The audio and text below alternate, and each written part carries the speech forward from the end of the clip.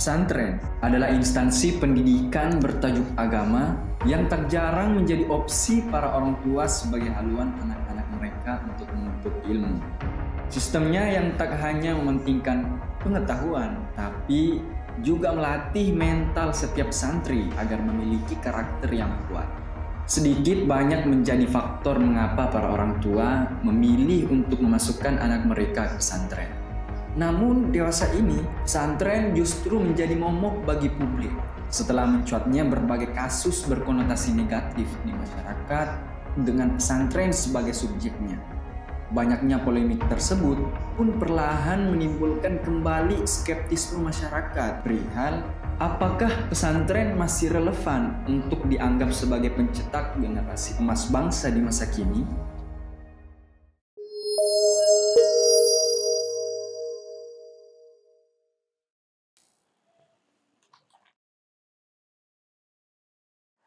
Berbicara tentang dunia pesantren, saya kira akan selalu menarik kapanpun dan dimanapun untuk dibahas. Banyak pemikir-pemikir, penulis-penulis, peneliti yang meneliti tentang dunia pesantren. Ada yang kemudian mencoba untuk mendefinisikan pesantren melalui pendekatan bahasa. Misalnya ada yang mengatakan misal pondok pesantren, pondok itu berasal dari kata funduk dalam bahasa Arab yang artinya tempat untuk menginap. Sedangkan pesantren artinya adalah orang yang menginginkan ilmu, orang yang mencari ilmu, begitu. Sehingga secara bahasa pondok pesantren artinya adalah tempat untuk santri, para pelajar mendalami keilmuan agama secara khusus. Simpelnya bahwa yang namanya pesantren saya kira unsur-unsur yang paling penting tidak boleh kurang dari 5. 1, yaitu kiai itu sendiri, para pendidik, para pengajar. Yang kedua santri, para pelajar. Yang ketiga adalah masjid sebagai pusat daripada pendidikan itu sendiri. Kemudian asrama sebagai tempat tinggal santri, dan yang terakhir pastinya kurikulum. Dalam hal ini beberapa kitab-kitab yang digunakan untuk membentuk cara berpikir, membentuk seorang yang alim, membentuk seorang yang berbudi luhur. 5 hal ini adalah 5 hal yang tidak ada dalam sebuah pesantren. Ada seorang pemikir besar dari Indonesia yang mempersimpel barangkali definisi dari pesantren, bahwa pesantren adalah tempat tinggal para santri. Tempat tinggal para santri. Sehingga ketika kita mengatakan bahwa pesantren adalah tempat tinggal para santri, maka jika kita lihat secara historis, pesantren itu memiliki sejarah yang sangat panjang. Bahkan pesantren itu sudah ada sebelum Indonesia merdeka. Maka dari itu nanti akan kita lihat bahwa peran pesantren itu sangat kental sekali, tidak bisa dilepaskan dari pengaruh untuk membentuk kekuatan sipil melawan penjajah. Kalau menilik misalnya pengalaman saya dulu di pesantren, bahwa salah satu peran dari pesantren itu ada 3. Itu jargon besar, saya kira berada di pesantren manapun, 3 jargon ini tidak akan lepas. Walaupun barangkali secara tekstual tidak tertulis seperti itu. Bahwa pesantren perannya tidak akan terlepas dari 3 hal, yaitu litarbiyati, wat ta'lim, wat da'watil islamiyah. Yang pertama adalah untuk tarbiyah. Bahwa tarbiyah ini agak sedikit berbeda dengan ta'lim. Tarbiyah jika saya terjemahkan dengan bahasa sekarang barangkali adalah pengawal moral. Di mana di dalam tarbiyah unsurnya tidak hanya transfer ilmu, akan tetapi ada transfer pendidikan, transfer contoh, transfer teladan, figur, dan seterusnya. Jadi tarbiyah, pangkalnya adalah membentuk karakter seseorang agar bisa menjadi seseorang yang berbudi luhur barangkali. Itu makna tarbiyah yang pertama. Adapun peran yang kedua adalah ta'lim. Ta'lim ini barangkali yang lebih dekat maknanya, kalau ingin saya terjemahkan dengan bahasa sekarang adalah benteng ahlu sunnah. Bagaimana pemikiran-pemikiran ahlu sunnah yang dititipkan oleh para ulama dulu di dalam kitab-kitab muallafat mereka itu dikaji di situ, ditransfer kepada para santri agar pemahaman-pemahaman yang benar tentang akidah, kemudian tentang aturan-aturan syariat, ya, kemudian tentang materi-materi yang mendidik hati, ya, ini bisa diterima dan bisa dilanjutkan, ya. Sehingga ya pesantren ini memiliki peran yang sangat besar di dalam menjaga keilmuan, menjaga wawasan yang dititipkan oleh para ulama dahulu. Itu yang kedua. Sedangkan yang ketiga adalah ad-da'wah al-islamiyah. Ya. Dakwah Islamiyah ini ya, barangkali terjemahannya adalah pengawal atau penyanggah nilai-nilai persatuan negara. Karena pangkal daripada dakwah adalah menjaga nilai-nilai ya, dalam berbangsa, ya. Menjaga persatuan dalam berbangsa. Misalnya tentang kerukunan, ya, tentang bagaimana saling mengerti, ya.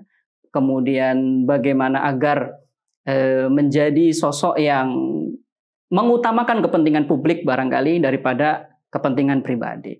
Itu tiga hal yang tidak mungkin lepas dari peran pesantren. Adapun pengaruhnya, saya kira secara historis dahulu sangat bisa kita baca dari banyak referensi, termasuk ya Hari Santri yang pada setiap 22 Oktober diperingati, ya, yang mana itu menjadi menjadi momen harga mati peran santri terhadap kemerdekaan Indonesia. Bagaimana dulu ya Bapak Soekarno mendatangi Kiai Haji Hashim Asy'ari, ya, meminta fatwa, meminta pendapat bagaimana atau apa hukum melawan penjajah. Ya. Waktu itu sudah berada di ujung penjajahan. Ya, Indonesia sudah ratusan tahun di bawah penjajahan. Kemudian Kiai Haji Hashim Asy'ari mengeluarkan fatwa bahwa umat Muslim seluruhnya wajib hukumnya melawan penjajah. Ya. Ini yang kemudian dinamakan dengan resolusi jihad, yang kemudian diterjemahkan oleh para santri, oleh para umat Muslim di Indonesia sebagai seruan untuk melawan penjajah yang berakhir pada kemerdekaan Indonesia. Ini peran santri dulu sangat jelas. Terus dari tahun ke tahun peran santri dalam mempertahankan, memperkokoh ya, pemikiran berbangsa itu tidak pernah putus hingga saat ini bahkan. Apalagi di zaman sekarang peran santri itu juga sangat dibutuhkan. Misalnya ya dalam mengatur undang-undang yang sesuai dengan syariah. Ini yang akan bisa menimbang bagaimana sebuah undang-undang apakah sudah sesuai dengan syariah atau belum adalah para santri itulah. Adalah para santri. Barangkali itu ya peran santri yang tidak mungkin terbantahkan oleh sejarah bahkan hingga saat ini.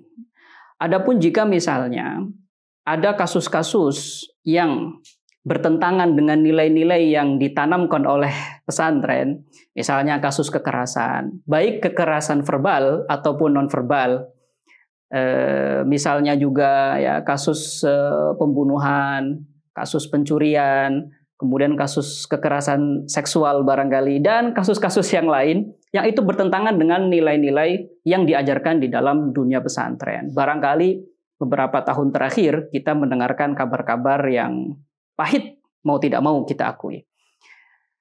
Itu kemudian tidak membuat kita pesimis dengan dunia pesantren. Kenapa? Karena yang pertama, kita tidak bisa mengeneralisir. Jika ada kasus di misalnya sebuah pesantren, kemudian kita langsung memiliki kesimpulan bahwa semua pesantren seperti itu. Atau misalnya pesantren gagal. Ini adalah cara berpikir yang kurang tepat. Ya.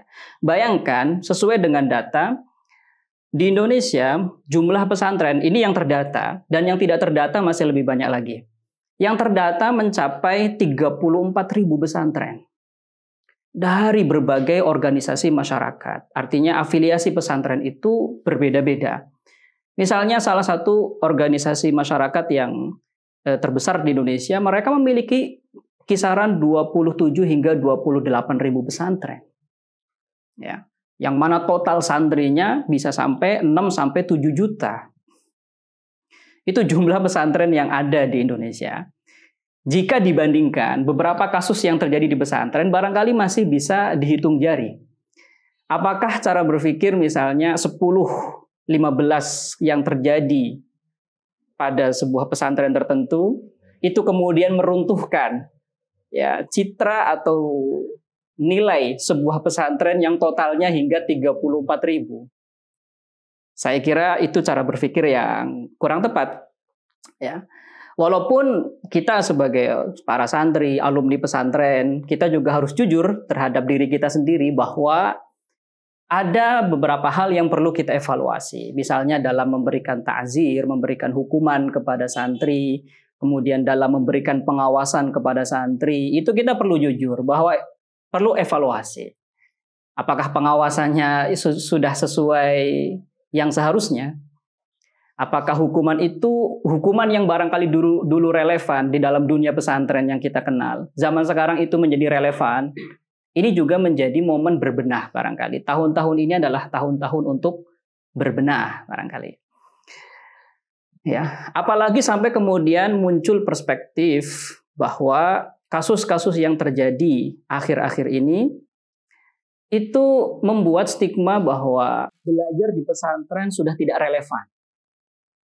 Belajar di pesantren sudah tidak relevan. Saya kira stigma negatif seperti itu juga perlu kita luruskan bersama. Kenapa? Coba kita berpikir lebih tenang lagi.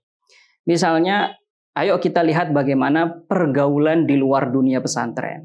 Bagaimana perkembangan digital. Bagaimana ya pergaulan dunia luar yang tidak semakin terkendali. Ya. Bagaimana di luar pesantren justru tidak ada satupun tempat aman bagi wali santri, bagi orang tua, untuk menjamin bahwa anaknya ini baik-baik saja. Tidak ada, kecuali pesantren. Pesantren adalah tempat yang paling aman barangkali, di tengah ya, gempuran perkembangan zaman yang luar biasa ini. Menjadi tempat satu-satunya yang paling aman. Menjadi tempat satu-satunya yang bisa dipercaya oleh orang tua untuk ya memastikan bahwa anaknya baik-baik saja, untuk memastikan bahwa anaknya mendapatkan didikan yang seharusnya, ya anaknya dibekali dengan prinsip-prinsip yang akan menjadi pegangan setelah dia selesai di pesantren. Ya. Dengan logika seperti ini, ya. Maka kita tidak akan ragu sama sekali terhadap apa yang akan diberikan oleh pesantren. Sekalipun ya ada beberapa kasus yang beredar pada akhir-akhir ini. Ya.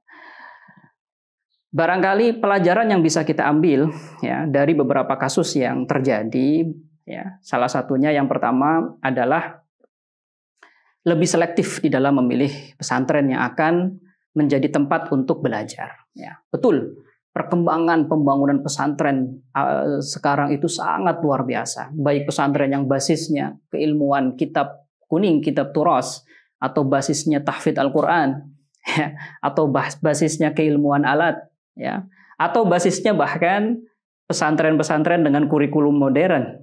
Itu perkembangannya sangat pesat. Di mana-mana ada pesantren yang dibangun. Ya. Nah ini di satu sisi betul ini adalah sebuah nilai yang perlu kita pertahankan karena pesantren ya kemudian menjadi tempat pilihan banyak wali santri, banyak orang tua di seluruh Indonesia.